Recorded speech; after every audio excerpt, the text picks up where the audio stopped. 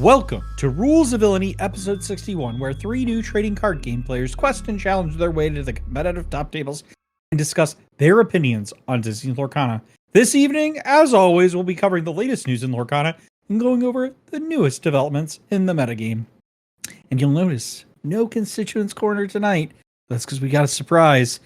I'm Villain Vince, joined as always by my two co-hosts, Villainy Andy, and the mayor of Lorcana himself, Brad. How is it going? It's pretty good. Question, guys. What's the question? Did you guys know that Rafiki is a monkey? Yeah, he's a baboon. This is a whole thing on Monday night where we were talking about whether or not Rafiki was an ape or a monkey, and it got heated. Andy at one time was shouting, "They're mammals! They're mammals!" I'm like, yeah, but they're not fish. What are we talking about mammals now? But I wanted to make sure that you and all of the listeners were aware that Rafiki is in fact a monkey. Took us like an hour and a half before someone Googled that. The entire time I was trying to think about this movie reference of where I heard this whole argument before, and I found out later on. I realized that on my way to work on Tuesday, actually, that it was Jay and Silent Bob Strike Back. One of the police officers was arguing about the orangutan, whether it was a monkey or an ape. But yeah, that's my little anecdote for the episode. I'm done for the night. Thanks, guys. All right. Well, you're doing week. the George Costanza. Yeah. I'll see you later. Remember the rules of villainy. Yeah. For those of you who weren't around in the 90s, that reference comes from a show called Seinfeld. The George Costanza. I thought you were talking about the monkey still. I'm like, what? If they don't know Seinfeld, then they definitely don't know Jay and Silent Bob Strike Back. Yeah. Wonder if that is Vince, do you have the Seinfeld Lego set? I don't. I missed out on it. It was like I was really early. There's like really early in my Lego collecting kind of area. And at that point, I was really only collecting the architecture sets. Yeah. And I'm so bummed out because it's like a set I really wanted. I would get now for sure. Do you have the Louvre? I don't have the Louvre. Or the Eiffel Tower? Well, I have a version of the Eiffel Tower. Is the one from Vegas?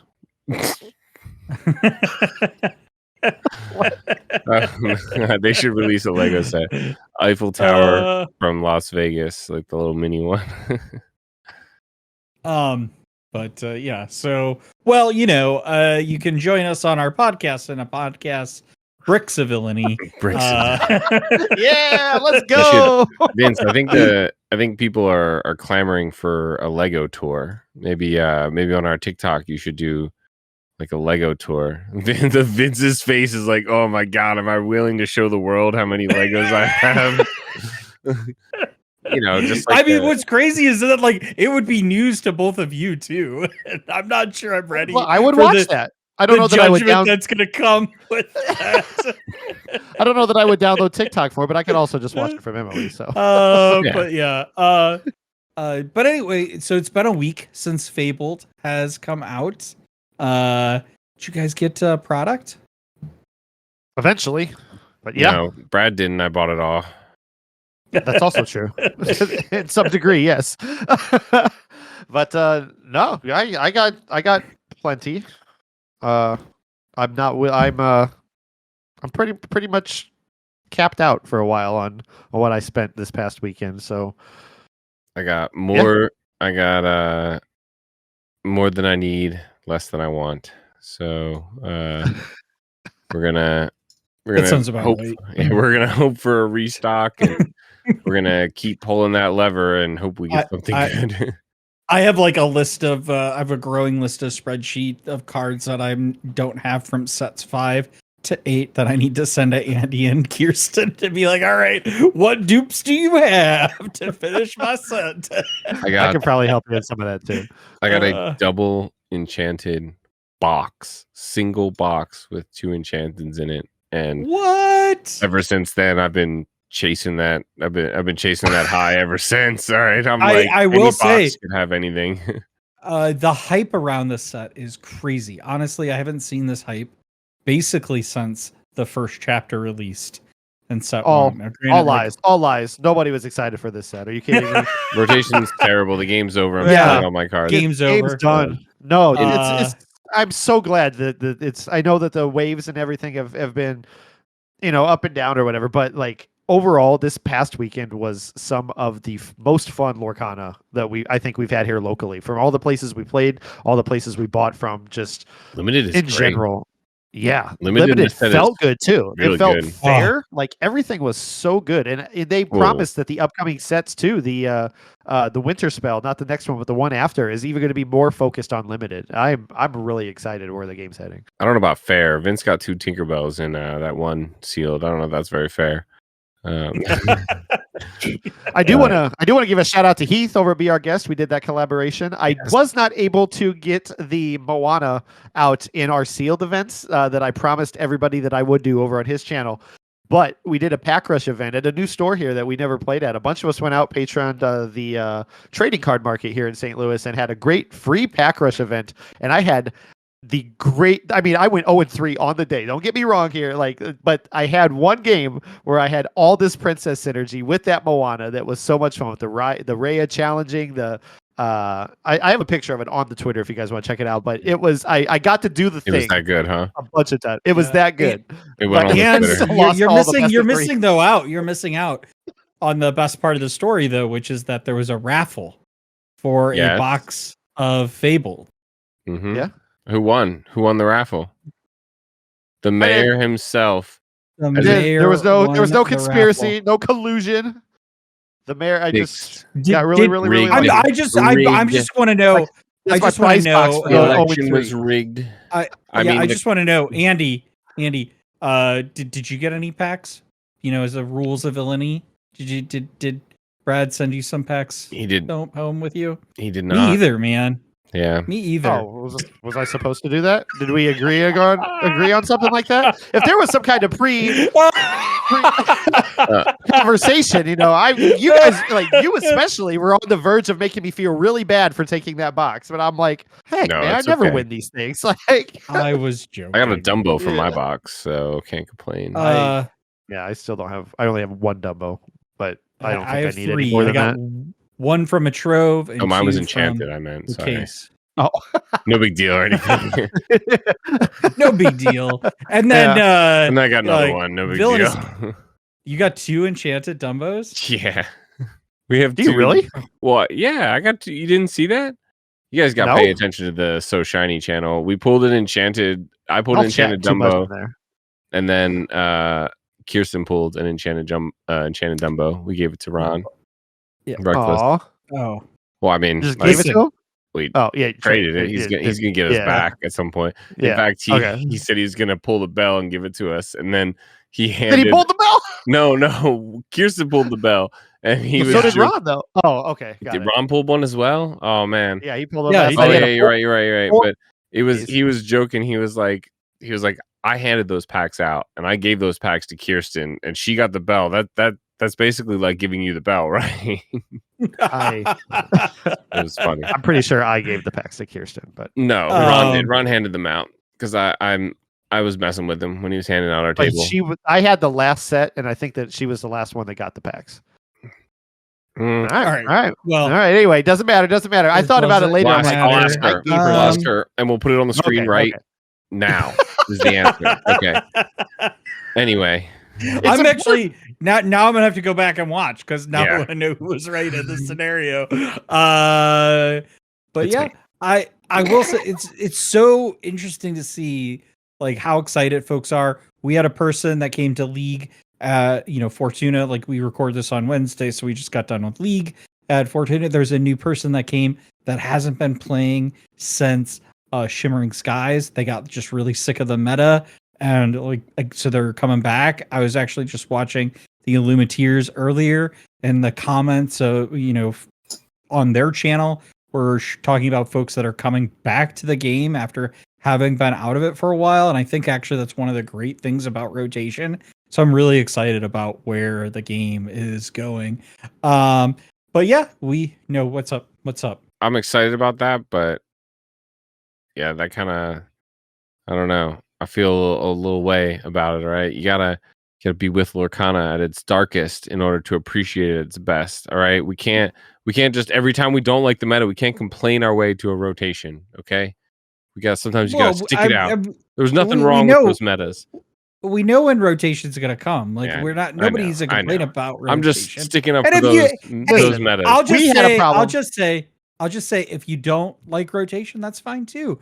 We've got Infinity for you. I know Andy, not a big fan of wanting to talk about Infinity, but it exists. It's here. We had a problem with the meta back last July, a year ago in July, and we started this podcast. And look how much things have changed because of us. You know, don't quit the game. Don't complain. Don't quit. Just start a podcast and change the world. That's no. But my point is what I like about it is that folks can come in and out of the game. And rotation gives an easy way entry point for new folks to come back into the game and not feel overwhelmed. So that to me shows real strength and health of the game. The other thing that really makes me feel strong about the game before we get into Underworld news is how great this new system of the Ravensburger Play Hub is and how flawlessly it ran this past weekend. All right, we are back. Sorry, we had a little bit of technical difficulties there. Bill and Vince said they're working through it, but it's not been painless. No, I mean I think it's something to talk about. But we ran a 1,900 person test event. I'm sorry, I had to. No, I mean, but I think I actually will say like that comment was 100% tone deaf. I mean, I think it was taken down later and there was a new comment posted in its place, but that original comment was definitely very tone deaf to the experiences that have occurred all across the world with RPH, which running these limited events for pre-release. Which actually, Vince, I mean, we don't have to go into it in depth, but you were just telling us about how you worked with the RPH crew and essentially found a bug, basically, that was plaguing a lot of these sealed and limited events with the sort of deck building phase, causing some troubles. So they're aware of this stuff. They're working with people, and it'll get better. I mean, here's the thing I will say is that, these other events, like I'll be interested to see how the RPH handles some of these larger events that are coming up. They won't. I will say they're using Melee. No, I'm serious. They're using Melee already. More confident about, I've heard like that they're potentially using both platforms. That'd be nice. Which is something that I've done in the past 2 tournaments that we've run ourselves. Honestly, I'll say this for RPH, when we ran our set champs, I mean, there were some little bugs in it, but it worked pretty well. Yeah. There wasn't many issues with it. The sealed events, I don't think there was a single sealed event that happened this past weekend. Period. In the St. Louis area. They just didn't happen. RPH ruined them. That used the RPH. Like, we played one on Friday night and we had to manually, we had to go up and report our results because they didn't match what was on our phones. It just totally didn't work for Saturday. The Saturday event. We didn't really deal with it at all on Sunday. And then we had the issues at Monday as well. But it just not great. But with that being said, I do suspect that when it comes to the DLCs, that much in the way that the big, test run went by having cardio on staff to be able to go do things, that'll probably be what I would guess is going to happen in a DLC to make sure that it does work for a DLC. So I'm somewhat optimistic that the DLC will be fine. I'm a little bit more wait and see about how our other things going to go, right? These other events. But I think we should get into Underworld news. So let's get into it. So first thing right now, if you didn't know this, you can pre-order the Disney Lorcana Glimmers of the Realm puzzles on the Ravensburger website, and they are releasing on September 15th. Right now they have 4 of the 6 ink colors, because 2 of them are exclusive to the Disney Store. The Disney Store does not have those puzzles up as of recording yet. We will drop the link below. And we also have I believe a partner link. Is that right, Andy? That you can use. It doesn't cost you anything, and it helps the team out with just a little bit there. Absolutely. Have either of you pre-ordered these puzzles yet? Not yet, but I will be. I'm hoping to get some for Christmas. I'm trying not to throw all my money at it because I know Emily knows I want these. So it's one of those things where I'm like, I don't have to buy them all at the get-go. I'll probably get a couple for, as a gift. So Kirsten is working on a collab with some other streamers. I don't with some other content creators doing like a stream kind of thing. I don't know what is announced yet, so I'm not going to spoil anything, but I'm potentially may have to drive like 3 hours to the nearest Disney store and wait outside in order to get these in time for said collab event for Kirsten. These puzzles are really, really cool. I'm excited to be able to pick up a couple in Target later. I'm almost certainly going to complete the set. If you aren't already in our Discord, join it. We have a Puzzles of Villainy channel. Woo. Where, I'm dead serious. We have a Gen Con champion. Yes, we have a actual competitive puzzling division on the Rules of Villainy. Our team runs wide, thick and wide, and it covers all bounds. So yeah, affiliate link. Check out our Discord. Puzzles of Villainy. I'm excited to get them. You should see it. Honestly, we have a person that comes every Monday and practices puzzling. And man, they're focused, locked in, laser focused. She was puzzling, doing a speed puzzle, and she couldn't help the kids that were in between rounds dumped out a Pokemon puzzle and started building that. She couldn't help but try and help them. Like, she was getting distracted by her own speed puzzle because she'd like look over and be like, "There's a corner piece there, and there's another side piece over there. You guys got to put those in there." It was crazy. And she somehow through whatever magic she has was able to order and go pick up a pizza and break her puzzling record at the same time. It was insane. Absolutely insane. I mean, honestly, it's pretty amazing. So yeah, please go order those puzzles. They come with an exclusive promo in all of them. They are the same promo in all 6 puzzles, but the 6 puzzles are beautiful, and you should buy all 6 of them at some point in the future. I know I am. And with that, we also have this Saturday, September 6th. So you're probably listening to this on Friday, but if you're listening to this on the 6th, or even if you're listening to it on the 7th, don't worry. You can hop on YouTube right now and watch the Impact Gaming Center 1K that we are live streaming. And I tell you what, it's going to be some crazy good matches there. So, even if you're watching some other tournaments, which I hear there's some out there, you can always pop in and listen to us as well. It's also a goodbye tournament for Tim and Neti. Yes. Big members of the community here. Love them. Neti will always be my blurple buddy. She's bummed that I can't make it. I'm going to make an appearance, but I won't be playing in the tournament this week. But yeah, really sad that I can't be there, and I'm gonna miss them. They're really, really cool. Enjoy playing them all the time, but they got their own journey to go on. So yeah. But no, in all seriousness, though, the Rules of Villainy wants to give a good luck to 3 of our team members that are going to CCS in Atlanta this weekend. We have Lady Brit, Reckless, Ron, and Ryan Hines. Ketchup Ryan. Ketchup Ryan. We have Ketchup Ryan and Mustard Ryan, and this one is the ketchup one. So funny. I'm sorry. Yeah, I mean it is what it is, right? Ketchup Ryan, aka Mayor of McRibville.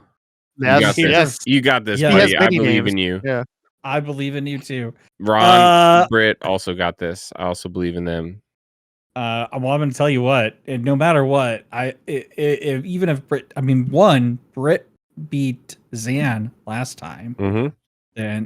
and she did really well in the women's tournament. She said she's coming for victory on that one. She's like, Yeah. so I'm taking that down. The only thing that will stop her from winning that tournament is if she makes day two, right? And wins the other. Is it a 2-day event? No, there's no day 2. It's all in one day. She can win them both. She'll win them both. I believe. You heard it here. Sorry, Ron. Sorry, Ryan. Britt's winning both. Lock it in. She's gonna be like one of those people that plays chess on multiple tables. You know, the secret to that is you're supposed to just copy each other's moves. Have you ever seen that? Like Penn and Teller, they like go around, they play like 12 chess masters, but they just copy each other's moves to the next one. They make. I could just see her playing on one match, and she's not even looking behind her at the other match. Be like, can't do that. That's evasive. Eyes in the back of the head. Yeah. And then I love that we all. Go ahead. I'm sorry. No, go on. I love that we all have these like little nuances and stuff when we play, because I just imagined exactly her saying that or something like it. Or I'm just gonna do this or whatever. I know I played Britt so much to know how she sounds when she's gonna do something, and the way that you described, no, that's evasive, and I'm like, yep, I heard that in Britt's voice. Well, you know, I have a real problem of attacking things that are evasive with non-evasive characters. So she's definitely said that to me. And then the mayor himself is going in a few weeks here to Glass City. You want to tell us a little bit about this? Yeah. Can't wait. It's up in Farmington Hills in Michigan. It is an 8K and a 5K, 2 days of great Lorcana up there, hosted by Game & Company and being cast by Legends of the Inkwell. Dakota there. We have Luke Wonderland from Team Maelstrom. We have So Shiny JD, the robe guy. All 4 of us casting what's going to be a great thing. The 8K, last time I checked earlier today, I think had 56 people signed up already, 56 already. And this is still 3 weeks away. So I think the cap is like 300. And I think we're going to get some numbers. I can't wait to see what that number is. It's going to be really, really exciting. Do me a favor, Brad. Yeah. When you're casting with Luke, is he going to be there in person with you? Yeah. I think so. Hang out with him? Yeah. As far as I know, he is. Do me a favor, sing him John Mayer. Body is Wonderland. I don't know. That might get a little weird, but I do love John Mayer. Give him a little John Mayer. I don't know that I can in the booth. John Mayer to him. While you're vamping in the booth, give him a little John Mayer. Just, from the mayor, give him a little John Mayer. All right. Yeah, I might do that. But we also have we're just going to move on from that. We also have an artist coming on site, Christian Romero, who you know from the Enchanted Diablo, the Enchanted Genie, the Set Championship Jafars, going to be on site doing signings for all your favorite cards. So definitely come check it out. There'll be a link in the description for the Ravensburger Play Up. Andy, for the audio listeners, is holding up the Enchanted Jafar from the Set Championships right now. But beautiful work. All of his work is beautiful. Link in the description for the Discord for the Ravensburger Play Hub as well, and all the information that you need on their website. You bring in stuff to get signed? I might. We'll see. Segue. This exact Reign of Jafar Set Championship card, along with this insane pile of other Enchanted promos, along with another insane pile of prizes and promos, playmats, banners like the Stitch one that you can't see behind me because it's covered up by that light, or, well, not the exact Elsa one, but similar in style to the one Brad has. All of these prizes and more can be yours on October 4th at the Rules of Villainy X Impact Gaming Set Championship Extravaganza Galore working title. First place is we still haven't nailed that title down yet. We're working on it. We'll hit it. I like it a lot. It's gonna, if anything, it's gonna get longer. The title's gonna get longer, not shorter. It should. Yeah, it's gonna match our prize wall because that's how long it's gonna be. It should, because I also buried the lead again. Enchanted Elsa for first place. Not only would you win, but go ahead. I was no, I gonna was gonna say, that. but that's going to be. You also get though the Maleficent Monsters Dragon playmat. Yes. You get the Maleficent Monsters Dragon Enchanted Yeah. card for set chance. Then you also get the Enchanted Elsa as the number one prize. Yes. Second It's place wild. also has prizes. I believe currently it's a box of Fabled, but there will be. I believe we're going to do potentially a banner for second prize. We're looking at third and fourth prizes. We're going to have a ton of raffle prizes. We're going to do our patented ticketing system where you'll get tickets based on your performance. Yes, TM. Yeah. Registered TM. trademark. Nobody's ever done this before. It's We insane. Cease and invented this. desist coming after you. We invented this. But the point is, we had a 100% play rate. Every single game was played at our last tournament. From the very first to the very end, everyone stuck around for every event because every single game matters. You'll get a ticket. You'll be able to enter in a raffle for the prizes that you want. You get to pick which ones you're entered in. So October 4th, mark it on your calendars. There's not a set champs within 500 miles that is worth going to other than this one at Impact Gaming, hosted by Impact, streamed by Rules of Villainy, hosted by us. And I'm going to tell you something. The more people that go, the better the pricing is going to become with packs and stuff. So we're going to have such great amounts of pricing. So, if you're not doing anything that weekend, which honestly, you should be doing one thing, which is getting in your car, coming to Impact Gaming Center in Fairview Heights. Helicopter. Or plane. Yep. Boat. If you're on the Mississippi. North, honestly, south. planes, trains, and automobiles the thing, baby. Let's do it. Take the Mississippi down. And Vince makes a really good point. Not only will this scale with pricing for this event in packs and things, but we are looking to really put St. Louis on the map. So if you're in the St. Louis area, we want to get one of these CCQs. There are a lot of them. We need to prove to the world that St. Louis can pack the house with players. This is going to be the biggest said champs ever. And if this goes well, then we're going to have huge cash prizing events. We're going to have potential CCQs. We are to the moon. Rules of Villainy, Impact Gaming events to the moon. Let's go. Sky's the limit. At One for All, just a couple weeks ago, Trevor, Speedy, as you guys know, the Disney Lorcana official judge, he told me, and he was very genuine when he said this, that the Midwest is ripe with great players. And if we can get them all together and show the community just, how great the community, or show the wider community of Disney Lorcana how great the St. Louis community is, we might get one of those CCQs or some cool events and stuff in the future. So definitely check that out, because I believe him. I know all these people here, at least locally here in St. Louis, and I'm sure in the surrounding areas we have great players as well. So come on in and let's have some fun. Yeah, we're going to talk more about this event too, how it came to fruition, also on that day as well, because this is a long history of an event that we've been doing. This type of event, I will just let you know, predates the Rules of Villainy itself. Barely. So, barely. Is part of the origin story of Rules of Villainy. Yeah, it is one of the origin stories of Rules of Villainy. So please, yes, enjoy us. We'll put the link to the Ravensburger Play Hub link in the description below for our YouTube viewers. And if you're on Spotify, you know what I'm going to tell you right now. Stop. Go park on the side. Like, get off on the highway. Park somewhere. Don't do this while you're driving.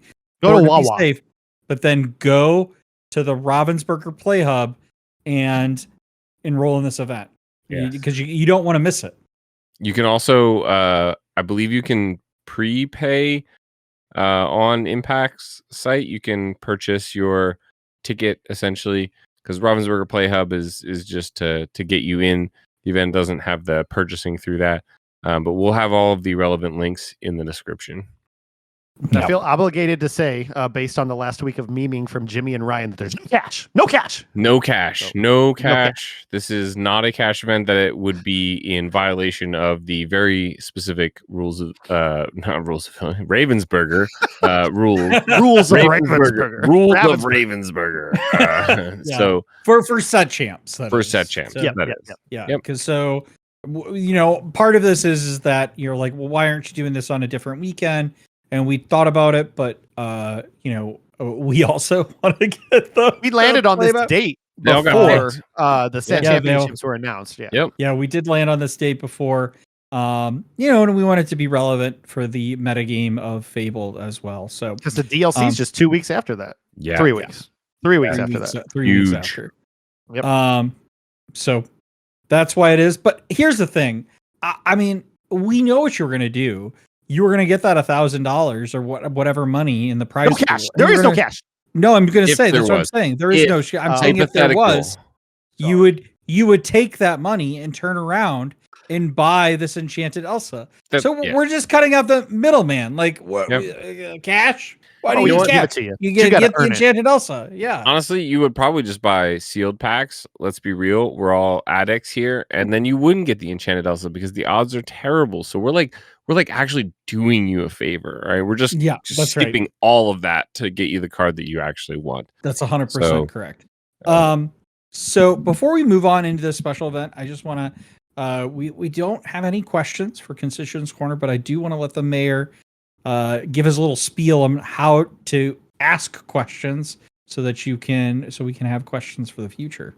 Before we do, I have one little anecdote, non-Lorcana related here at the end of Underworld News that I would like to share. Snow White is coming to Disney Dreamlight Valley. I think Emily wanted me to let everybody know who plays Disney Dreamlight Valley. She is coming in December. And everybody all the vitriol that was spewed about the movie and everything surrounding it that came out recently, put your money where your mouth is and go play Snow White. If you really love Snow White, check out Disney Dreamlight Valley in December. What is Dreamlight? Is the hashtag not an ad? Hashtag not an ad. My God. It's World of Warcraft, but Disney characters. It's Animal Crossing, but Disney characters. It's a cozy online RPG like game like Animal Crossing. Yeah, but with do you play it like on? What do you play it on? Do you play it on everything? Everything, literally. So mobile. No, like phone or no? Is there a mobile version? I don't know. But definitely, it's on all of the major. Yeah. It's a major. That's what I was asking. It's like, is it a mobile game or is it a platform game? Can we just like this? Hashtag not an ad. Okay. First off, if it was, we would not be getting paid. We did a terrible job of Vince being like, and what platforms is it on? And we're like, maybe. No. I mean, I was first off asking, like, what is it? That's Vince definitely. I was more surprised that you didn't know what it was. Honestly, what is that? Well, you see, Dreamlight Valley is the mobile game where you can act and perform all of the latest stunts. Emily lost her mind today when she saw Snow White. No, but Andy, is it the Lord Farquaad version? It is Snow White. Does she have the Lord Farquaad do? She has the traditional Snow White. All right. Yes, but if you would like your questions answered on the podcast, please consider joining our Discord. A link in the description below. We have a whole channel dedicated to answering your questions here live on the air. You can comment on the video in the comments below or anytime on our socials. Just tag us at Rules of Villainy. We'd be more than happy to answer any questions you throw our way. And to that Andy, I'm going to kick.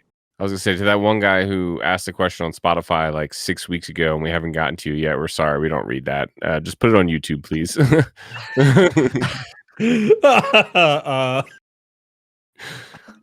Wow. All right, Andy. Turn it over to you. Yeah, so we didn't have any questions in the mailbag. Idea, maybe we should ask for questions more so we get some more mailbag questions. Make sure people know that the mayor's mailbox is open. But you can. I will just also testament to how good we are to our people in answering. You can also ask questions in the comments below too, like in the YouTube video. And they do sometimes. They do. Anyway, since we don't have any, I recently saw. Actually, we're going to pretend like I made this up myself. So I came up with this awesome idea. Yep. We've got Just like our Dis- ticketing system. TM trademark. don't at me. All right. We're gonna play a game. We're gonna play a fun game. Disney versus Pixar. Okay. Toby! Toby is gonna join us for Disney versus He just Pixar. got right? thrown in here. It looked I know. like it. I just so for our audio listeners, I don't know what time this happens, but you absolutely really do need to go watch the YouTube video because you just see this cat get yeeted onto the sofa. That cat was That getting means into he was in something there it chewing on her feet, and she is done with it. All right, Andy, tell us about this game. All right. So we all know Disney would be nothing without Pixar, and Pixar would be nothing without Disney. They are two halves of a beautiful heart. So which one is actually better, though, right? Have you ever thought about some of your favorite Disney movies and how they compare to some of your favorite Pixar movies? So what we're going to do here is we're going to ask you Disney versus Pixar. We're going to do each of you. I've got questions set up for each of you. We're going to do one at a time. We're going to start with Brad here. I'm going to ask you a Disney movie, a Pixar movie. You have to tell me which one you would pick between the two, and maybe give me like a 1 or 2 sentence, perhaps reasoning why. Sound good? Yeah. Awesome. All right. First up, we've got Beauty and the Beast versus Finding Nemo. Beauty and the Beast. 100%. All right. Seemed like a pretty easy one for you. Okay. We'll make it a little harder here. How about Moana versus The Incredibles? Incredibles. Easy. Easy? Whew, man, Yeah. I thought these were going to be harder. How about Lady and the Tramp or Monsters, Inc.? That's tricky. Monsters isn't my favorite Pixar, but it's very good. And I only really like Lady and the Tramp because of Jock. I mean, that's tough. I will go Lady and the Tramp. Lady and the Tramp. Ooh. Yeah. Pixar is not doing great here. 2-1 so far for Disney. Yeah. How about Zootopia versus Bug's Life? Zootopia. Zootopia. He likes the Zootopia. Likes the zoo animals over the bugs. Not a bug guy, Yeah. huh? Okay. Not really. All right. And then the last one, we've got Lion King and Toy Story. You would do this to me. I knew it as soon as you said Lion King. I was like, he's gonna hit me with a banger here. Well, the first Toy Story is not even my favorite Toy Story. Well, you can pick whatever Toy Story you want then. If the first one, the whole franchise? I mean, if the first one's not your favorite, then like there's something wrong with you, I think, honestly, because Toy Story 1 is the best. Don't at me. But ooh, that's a hot take. If it makes it closer for you, then you can pick whichever Toy Story you want. I have to go. I have to go Lion King.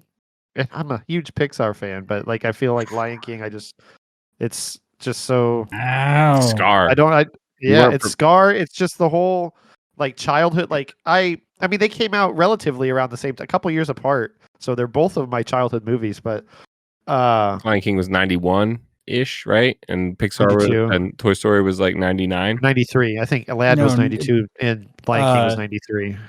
The Lion King was 94. 94. And then Toy Story is 95. Toy Story 95. Yeah. 95. I thought they came out in like 99. Wow. Okay, that came out a lot earlier than I thought. Yeah. If you watch the original Toy Story, you can tell it's a little dated. Yeah. So we ended up 4-1 Disney. Yeah, that's surprising because I love Pixar. But I could have been just the ones that I picked. I didn't. Yeah. Maybe the matchups weren't. The seeding wasn't proper. Maybe we'll do another round another time and see how it goes out. But next up, we've got Vince. Yeah, let's do it. Vince, are you ready? First up, we've got Oliver and Company versus Cars. Everybody. So you got Billy Joel with Oliver and Company. We got Billy Joel versus Vroom Vroom. I mean, come on, Vince. This is we gotta go Cars. gotta go Cars. Oh, okay. So Pixar starts out with the early lead. Next up, we've got Encanto versus Inside Out. That's so mean. This one I have to go Encanto. Encanto. Okay. Okay. 1-1. All right. Maybe this one will be a little easier. We got Emperor's New Groove versus Up. Man, the first 20 minutes, like not even the first 20, but like the first 5 10. minutes and up are like just tear jerk. Like, so I gotta go Up. Like best moments in animation. Vince likes crying at movies. You heard it here first. If you don't feel something when you see a movie, what are you even watching it for? All right. Next up, we've got Hercules versus Toy Story. Toy Story. Toy Story back. Toy Story. All right. I thought I was going to get Vince there. He's a huge Hades fan. So, but I know he's also a huge Toy Story fan. Yeah. He screamed like a young woman when Toy Story was released at that panel. So yeah. All right, and the last one, hopefully the hardest one here for you, Aristocats versus Ratatouille. I knew you were gonna do this. I knew you were gonna do this. Cats or rats, baby. What is it? So I listen. There are scenes in Aristocats. They have a warning when you watch that movie now that it is not appropriate for this time period. Is Vince gonna give the win to Ratatouille due to? But honestly, like a guilty pleasure is watching Ratatouille, so I have to go Ratatouille. Ratatouille. All right, so I think that's 4-1 Pixar. So wow. Brad is the Disney stan, and Vince is the complete Pixar stan. Wow. I can't really say I'm surprised. I'm a big Pixar fan. I have two things that I want to add really quickly here. When you said Oliver and Company, I started singing "Everybody Wants to Be a Cat." I know. I know. You were the wrong. It came later. We eventually got there. That's why I didn't want to say anything. I didn't really want to spoil it. I was like, Brad, what are you doing, mate? What are you doing? and two, I wasn't at Gen Con, but I've only heard tales about how Vince reacted when Toy Story was on the screen. And shout out to AC over at Aladdin's Castle, because he did a whole blog. And the moment that they got to the Toy Story reveal, I put my headphones on high. I wanted to hear Vince yelling, and you can hear him. Yeah. It was so good. Oh man, I forgot to tell you guys. I was like, I got to experience the Vince excitement. Honestly, that was like genuine excitement too. That's like, great. That's what they live for, man. Without question. They needed to picture that, right? Like they obviously needed to show you what we were seeing on the big screen, but they needed to picture the audience, which, by the way, the audience camera was aimed directly at Rules. You know they have that footage. It's the rules. They need to picture the Rules of Villainy reaction to the Toy Story reveal. It'll just be, Vince, like, oh my goodness. Oh my god, I need to see that. Ravensburger, I heard about followers. Give us that reaction video. It's so funny because like the way they did it is they show like the landscape of like, you know, the realm of Lorcana, and then it pans down, and I instantly knew what was happening, and I was like, oh my god. Oh. The moment you could see like the Buzz Lightyear's arm, Vince was just like crazy. Oh, that's great. I love that so much. Awesome. Well, I appreciate you guys playing a fun game with me. We'll do some more here as I continue to rot my brain on TikTok and find these formats that I make up entirely on my own from my own ideas. Wow. Yeah. Yeah. It's incredible. Speaking of TikTok, you should Everybody's follow so us at creative. Rules of Villainy.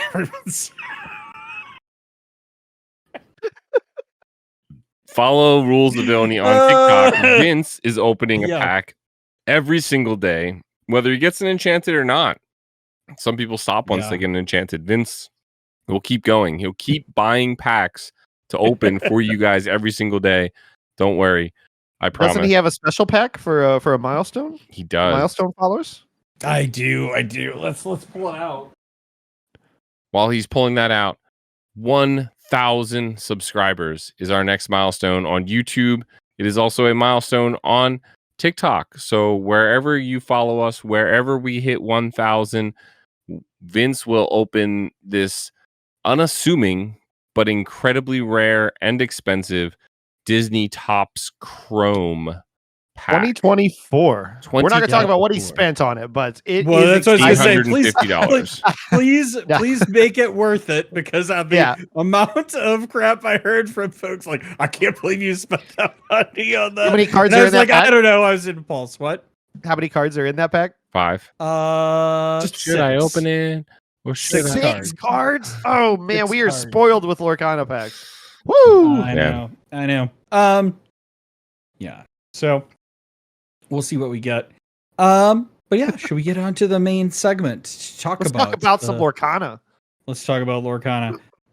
So let's first we'll dig briefly into this. We'll talk more about it as we get closer to more series events with Infinity. But there was an Infinity event this past weekend. Awesome. We talked about it next. Southside Gaming. Andy over here. So I'll just say, like, what I thought was interesting about seeing this is, like, when I think of Infinity in Fabled, I think of bringing back cards like Hiram Flaversham, which is not banned in the Infinity format, bringing back Fortisphere, bringing back Popsicle. And so I really thought for sure, if I'm thinking about going to an Infinity event, I'm thinking of the Ruby Sapphire decks. Fortisphere Steel. I know, but I'm just saying, like, yes, I'm aware that Fortisphere is Steel. Thank you, Andy. But I'm thinking that, Ruby Sapphire is probably going to be one of the dominant decks here. As it turns out, no Ruby Sapphire deck is in the top 16 at all. They're only in the top 32 of this 68 player event. There's one. Jonathan Williams is. Jonathan Williams. You're right. Yeah. Jonathan Williams. Brute force his way to that. Great player. Yeah. I'm not surprised in the slightest, honestly. And I think I've said this before, and I'll say it again. I think that Ravensburger is going to crowdsource a lot of their information on Infinity tournaments. And I think the insane amount of Sapphire Steel that is prevalent in these Infinity tournaments is just going to lead to Hiram and or Fortisphere being banned in Infinity before Infinity actually matters in a real world Lorcana sense. So... though, I'll be honest with you. It's honestly the deck that actually did the best here was Amber Steel. That was the deck that performed the best. It had the best conversion rate. Did you say that surprised you? No, I don't think it. I mean, I think it aggro version or songs. It's also it's songs. It's Wochuk. Like Amber Steel is his bread and butter, but it's definitely songs. It's 4, 8, 12. Well, you add something songs, like the Nala in there as well as your. And alongside me. Oh, sorry, the old Nala. My bad. But I've seen the newer Nala, I think, making an appearance somewhere in here. Yeah. So in the as like for a 2-drop, I'm just not surprised. Like, I mean, first off, it's like this event happened day one of Fabled or weekend one of Fabled. Yeah, all these well, events. I mean, all these events. So Sapphire Steel is already like the most proven and dominant like deck in Infinity with Hiram and Fortisphere unbanned. That deck just is insane. And then like Amber Steel was also really good, and so is Ruby Sapphire, and so is Ruby. Like plenty of people are just going to play other decks. I think we've yet to see how the newer cards can be incorporated in and used to break the potential old meta. Not saying Sapphire Steel doesn't reign supreme forever, but we haven't seen Power Line Sing Be Prep. We haven't seen some of these crazy new combos that could exist when all of the cards are available. That is definitely a fair point to have. For sure. What? All right. There's a deck on the top 16 just named Mom. It's a Ruby Amethyst deck too. Is it playing anything? This does have two of the power line taking the stage. The 2-drop Singer 4. Yeah. But not the shift. That's just interesting. Anyway, on to stuff that actually matters in the current metagame. Well, hold on though. I just want to, before we move on, I want to see either of you. Andy's given his opinion on this. Brad, what's your take on all of it? It's hard. I've been thinking about it the last week, because people around here, there are stores here that are focusing on Infinity, but technically we do Infinity at game night because it's just open play, whatever you want. But the stores that are actually the collector store is about to gear up for Infinity, starting on Wednesday nights and everything. And I'm like, I don't know that I have the mentality or the mind space to build toward two different formats. I'm all about playing everything that you have. There's so many other combinations that exist that we don't have in core right. But like Andy said earlier, I don't know if he said it on the air or off the air, but until we're gearing up for that DLC or the Infinity event in December that Ravensburger is going to put on for the whole New World promo, it's hard for me to even want to try to build for it because I don't even know what I'm building for core yet. So value.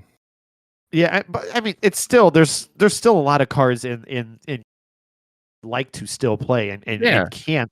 But it's just. I just mean right now you get no value out of playing Infinity, really, especially because all of these scheduled Infinity events, both the whole New World promo event in December and the DLC 3 in Indianapolis, or insert European country city here, they will all be on a different meta. So even if you were to be like, oh, I'm going to grind at Infinity format a little bit here, sure, by the time it gets there, it's a whole new Infinity meta as well. So you've kind of this Infinity.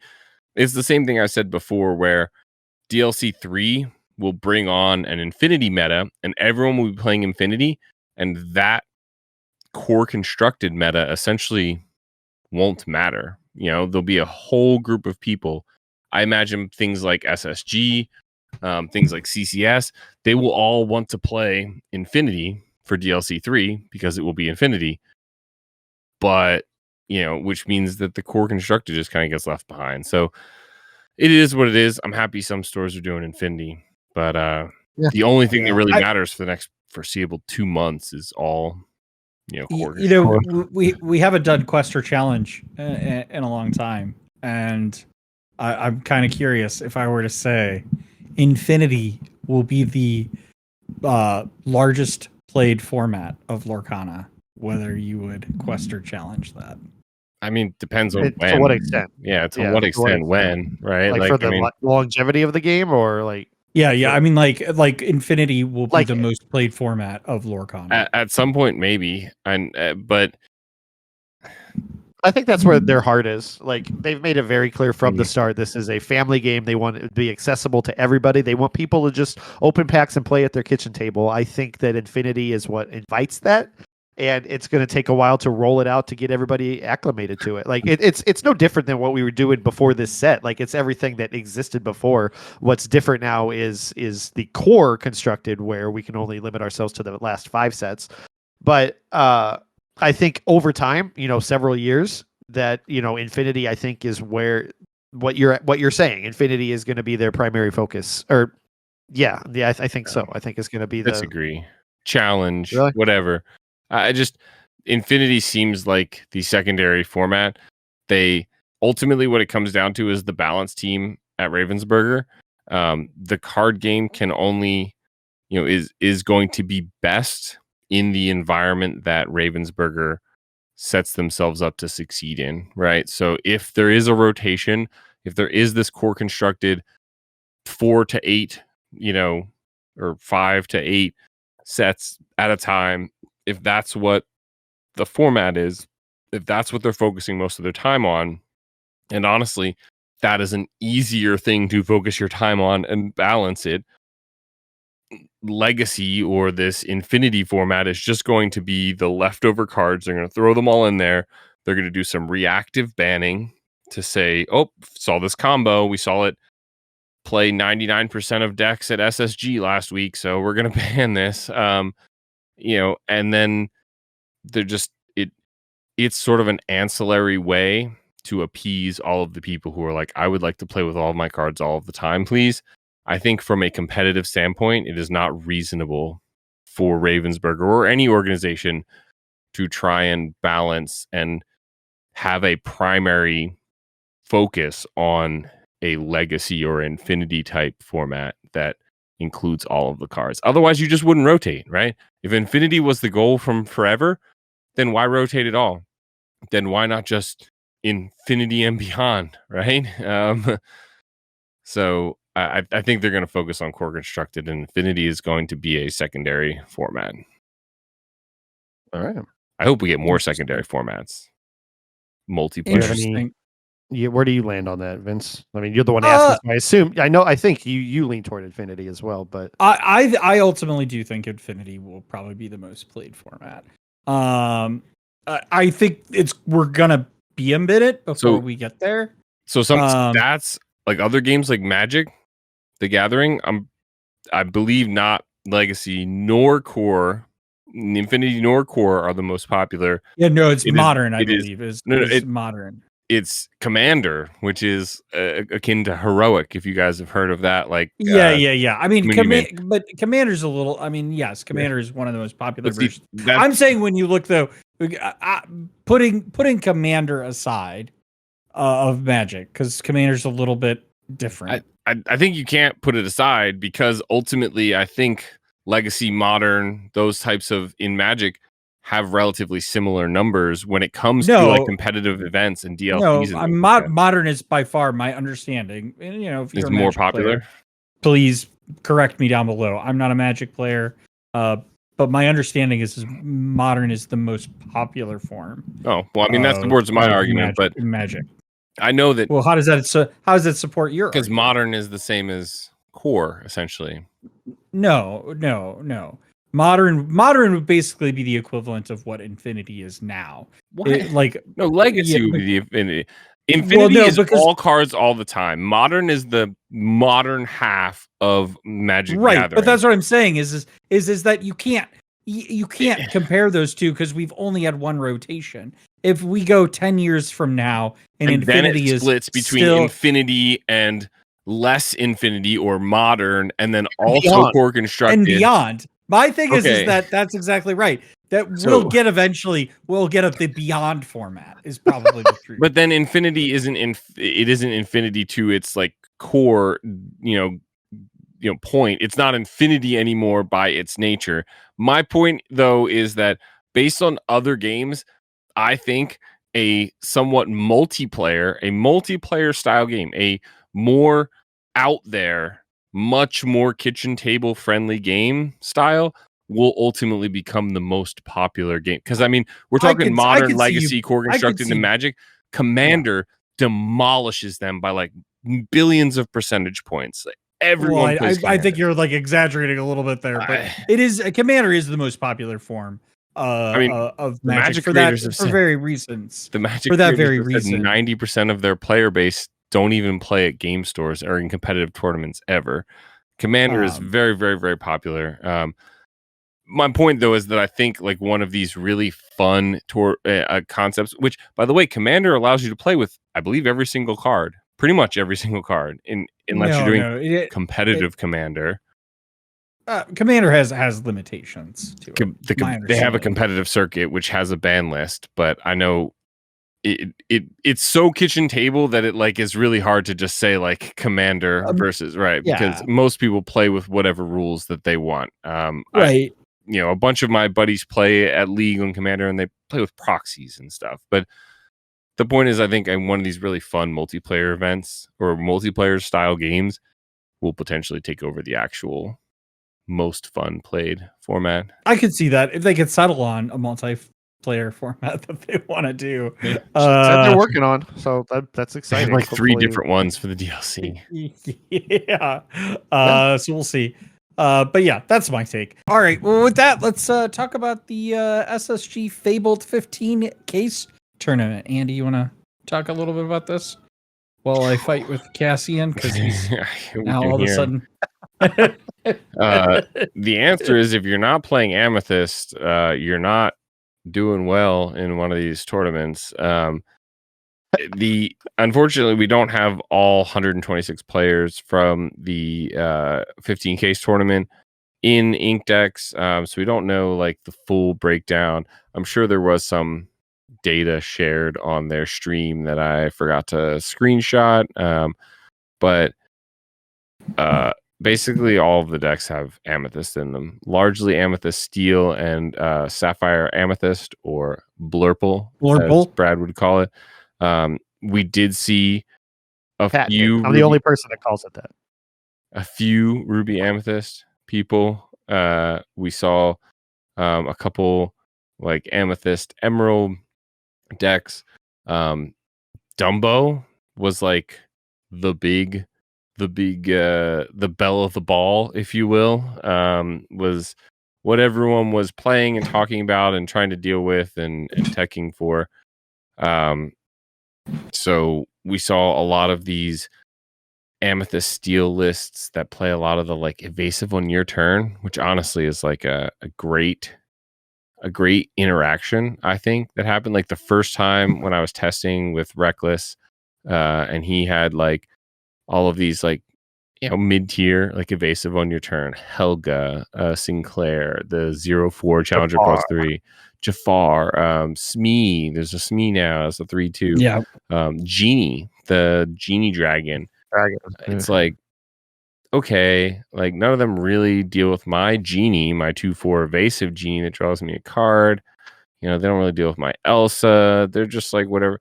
Then you play down a Dumbo, and now all of these characters that you're just kind of like, meh. They're just like curve characters that help me get to the point I'm at now.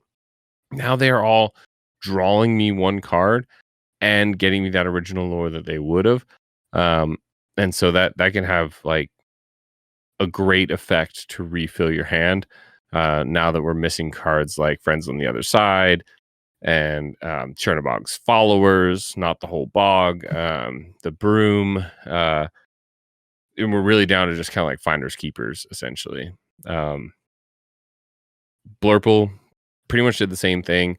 I feel like Blurple has less of the sort of free characters for Dumbo to work well with, but Blurple has arguably the most removal in the game with Into the Unknown, Elsa, Big Elsa, Hades, the best draw in the game with Finders Keepers, Genie, my personal favorite, other Genie, if you will.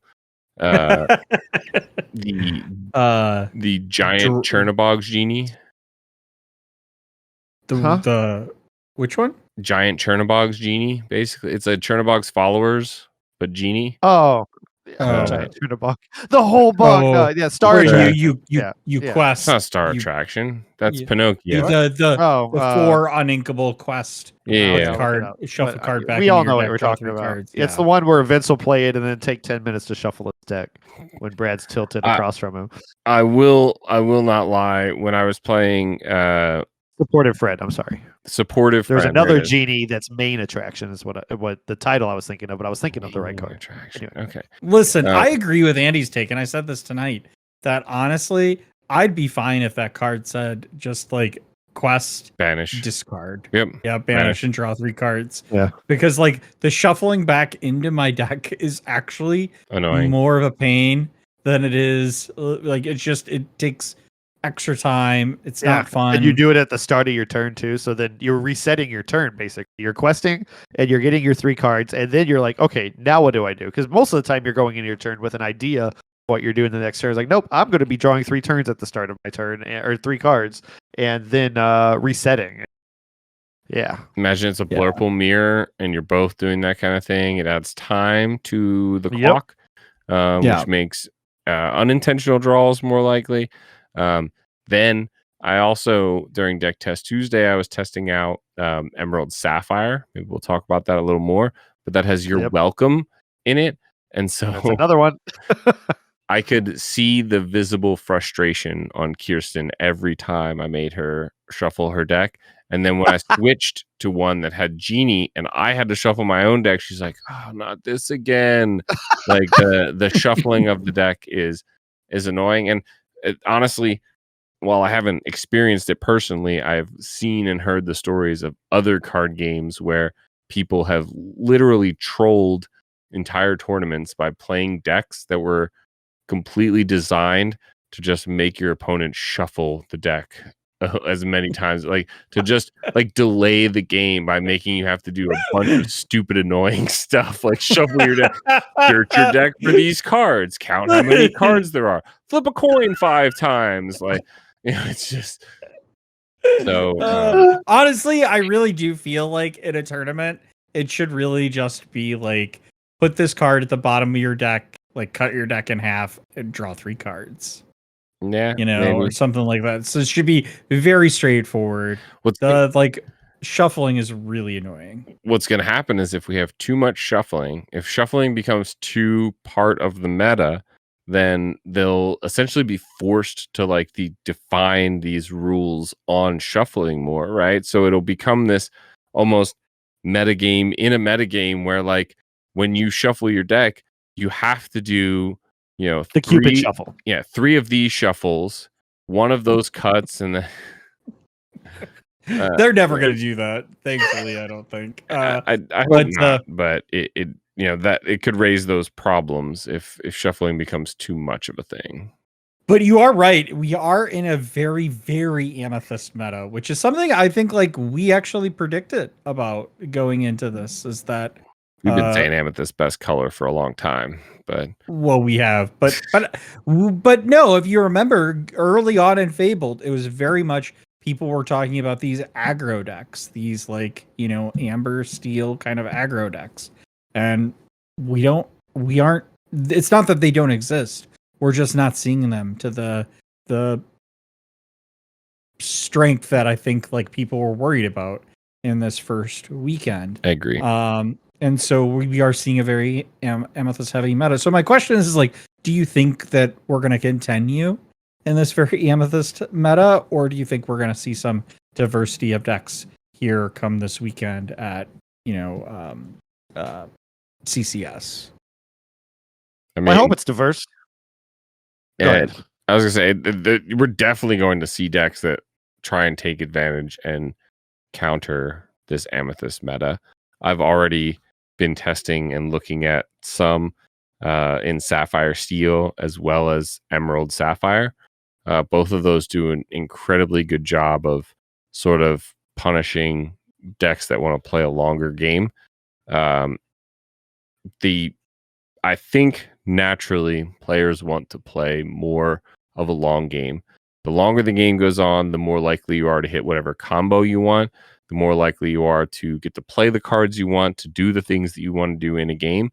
And so that's really what everyone is trying to do, is to try and play a good solid game. Aggro makes that difficult. They try to end the game quick. You gotta put a stop to that. The more comfortable people feel with aggro, you know, oh, it's not a problem.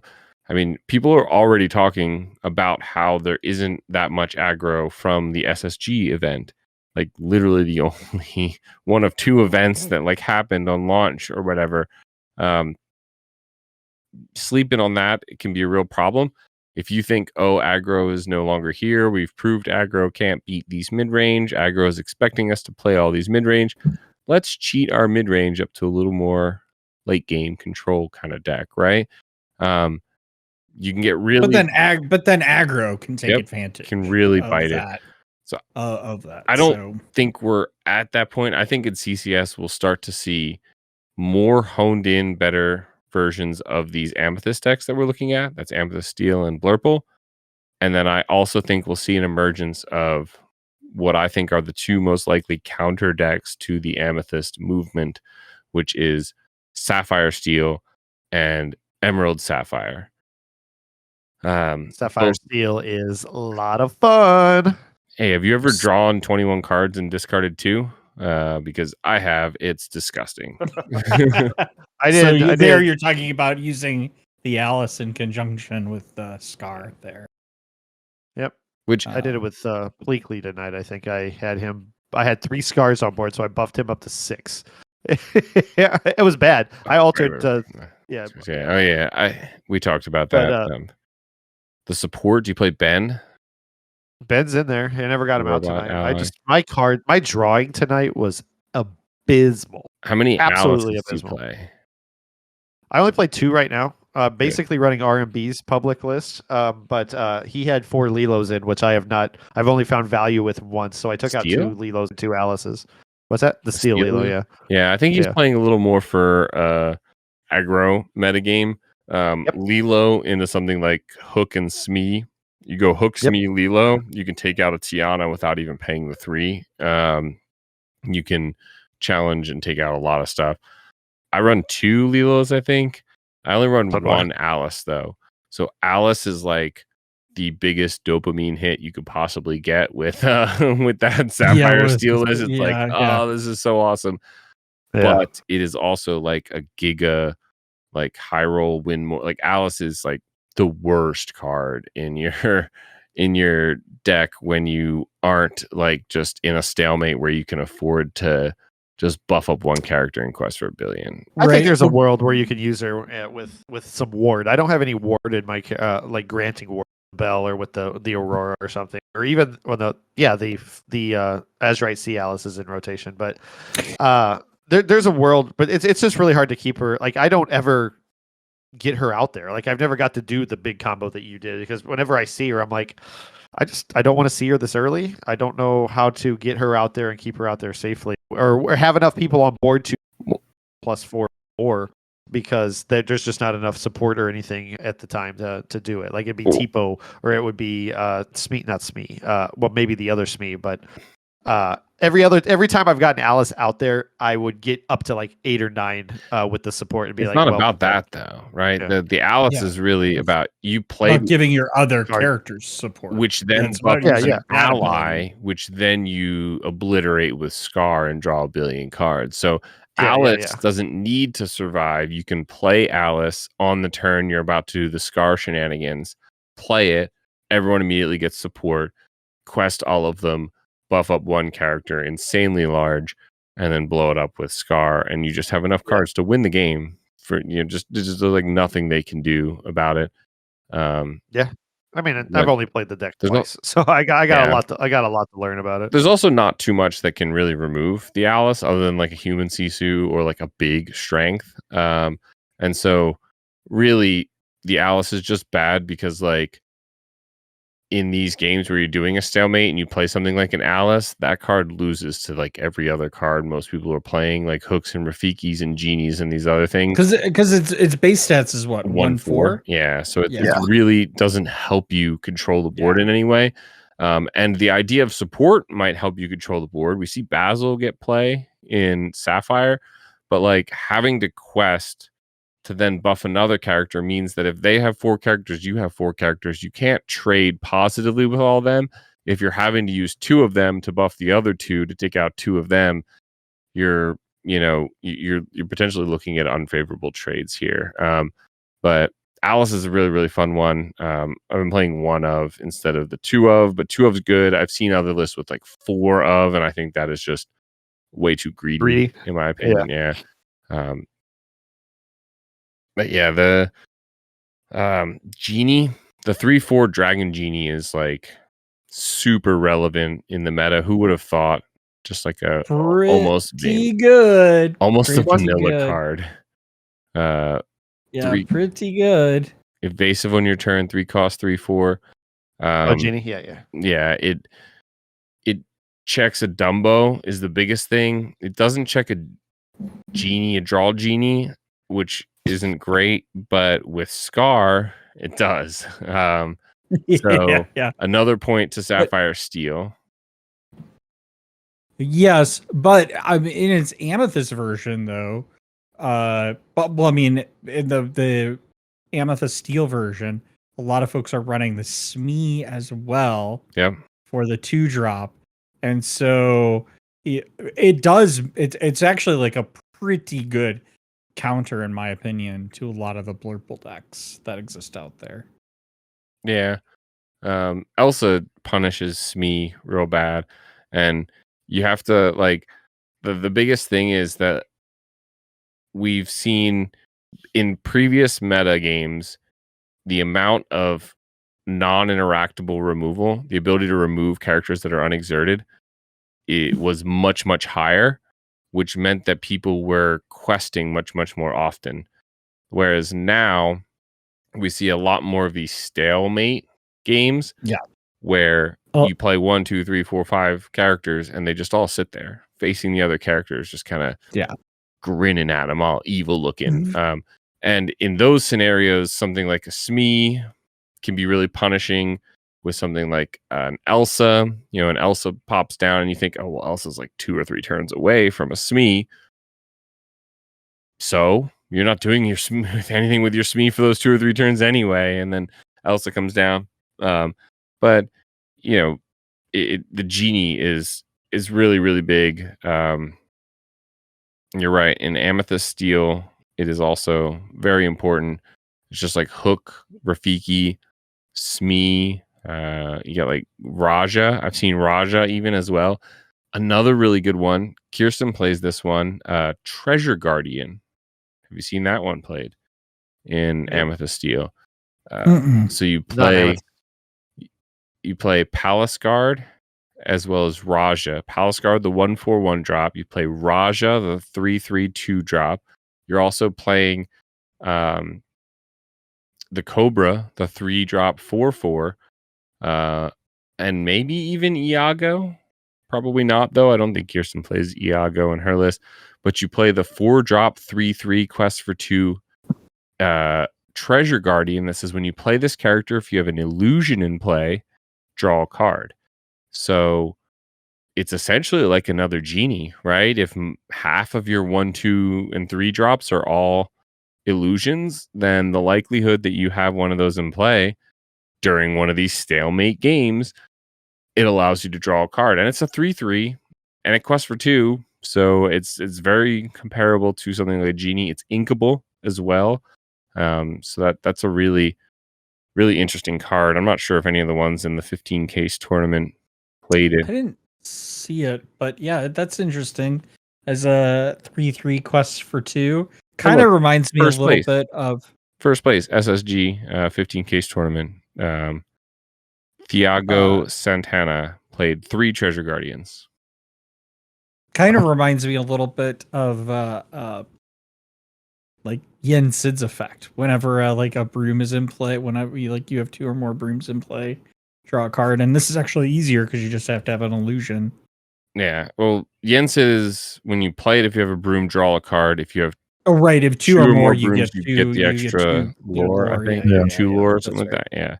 I should know. I literally just played the card 4 hours ago. So here I am. Why are you playing Yen Sid? Oh, is it an Infinity deck? No, we just had a new person show up that didn't have a deck from that was legal for set 8, and so I was playing the Blurple deck, and that felt really bad into his Snow White dwarves deck, and so I was like, well, he was playing Ruby Amethyst before that against Brit. He played Be Prepared. I'm like, you can't do that. He told her ahead of time, like, hey, this is not core. This is my old deck from set 5, and it looked pretty good. It's the Ruby Amethyst I remember. But yeah, the craziest thing in my, I guess this is Amethyst Steel. I was gonna say this Amethyst Steel only has 1 Bell Accomplished Mystic. But they're really just wild. It's Amethyst Steel. Only 1 Bell Accomplished Mystic, which that's more of a blurple card. Yeah, that is. Treasure Guardian. There's still so much damage to move off of that Elsa, though, too. I don't know. Yeah. I feel like when Elsa comes out, she's usually taking 2 or 3 damage. That's easy damage to be moving. But I mean, this deck won. I have no business questioning his methods or anything at all. It's just it's weird to see a card as powerful spell, like you said, as a blurple card for sure. Only be a one of. But yeah, I find that what happens is that like almost every trade that Amethyst Steel is able to make is going to be favorable, whether it's with cards like Calhoun or with Giant Cobra, and then it is, and then basically a lot of these Amethyst Steel cards are cheap and good value. So you end up flooding the board quite a bit more than most other decks. So you're not really going aggro, but you're going wide because no one can deal with going wide. And I kind of get in this situation where I'm on Blurple and Kirsten's on Amethyst Steel, and I'm just like, who do I Hades here? All of these cards are bad. Like I don't care about any of them that much. So like, why would I waste a Hades on it? But I have to play Hades because she's got like 8 characters on board, and I really have to catch up. And honestly, this is a situation I was playing with Jimmy today, and he was on this deck and I was on Blurple. Is that it's like I kind of had one of 2 options at a certain point because he was in this situation where he had like 6 characters on board or like 7 characters on board, and I had Hades in hand, so I could Hades a character, but there was no real good target for the Hades. Maybe one target for the Hades. But I could, if I had a Monstro, take several clean of the them. board up. Yeah, several of them.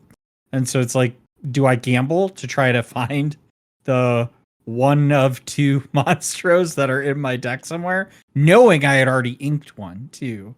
Or do I just try to like live another turn by, Hadesing one of these cards? And I took the gamble. That was the wrong decision.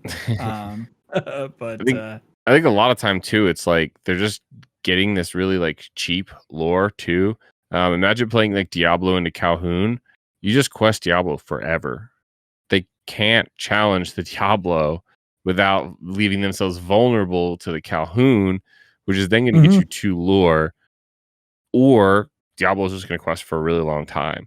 Then you play a character like a White Rose. I mean, 3 cost 3/3, who, pretty basic. Gains 1 lore on entry. Yeah. Giant Cobra. Throw away a card, gain 2 lore on that. Yep. So you are chipping away at these lore, and then towards the end you hit a Doc and you hit a Dumbo, and then boom, you just can flood the board, and nobody can deal with a wide board these days. Yeah. And you also, like, because they play like strength, it makes that like Dumbo Calhoun a fairly like dangerous kind of combination, because basically they set themselves up to, like, you kind of have to make decisions. Like, do I play by that point like a 4-drop that I'm almost certain is going to like probably be removed by a strength, or do I play that 4-drop and then take one of my, like, say your Rafiki and take the Diablo out, knowing full well they're going to swing the Calhoun into it, and I can deal with the Calhoun the next turn, but that means that my 4-drop character can survive because they won't be able to sing, the strength until they drop 2 1-drops. I mean, a lot of these decks run 10, 12 1-drops, and it, I had that happen to me 2 games in a row against Kirsten. I ramped, and on 4 I played my Genie, the 3/5 Genie, and on her turn 4 she played 2 more 1-drops and then sang with her 3-drop a strength and got rid of my Genie, and I'm like, I'm mad.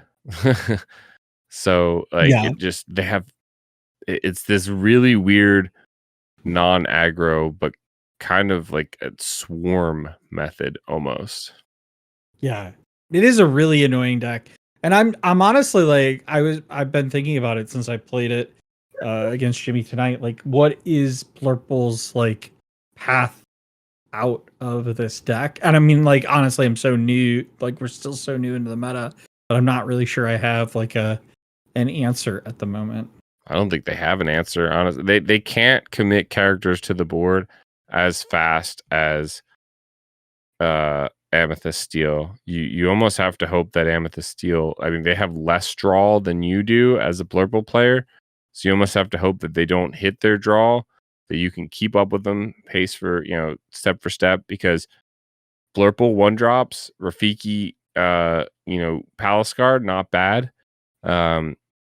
But your 2-drops are non-existent. It's Tipo or Sail, right? And then you're immediately onto a 4-drop, which honestly aren't the hardest of hitters, right? We're looking at Dumbo. We're looking at Genie. We're looking at Rider even. What else are we playing on 4, Brad? Kita. I mean, maybe. Like, Iago, right? Iago is the biggest boy that you could put down on 4 to try and challenge the board, but then they just like sing a strength on it, and they don't even need 6 characters for that one. So I was surprised to see Iago. Ron was running Iago tonight, and I thought Iago's pretty much made his way out because of all the steel in the in the meta right now. But because every Amethyst deck is running 4 hypnotic strengths as well, pretty much. Yep, you have to.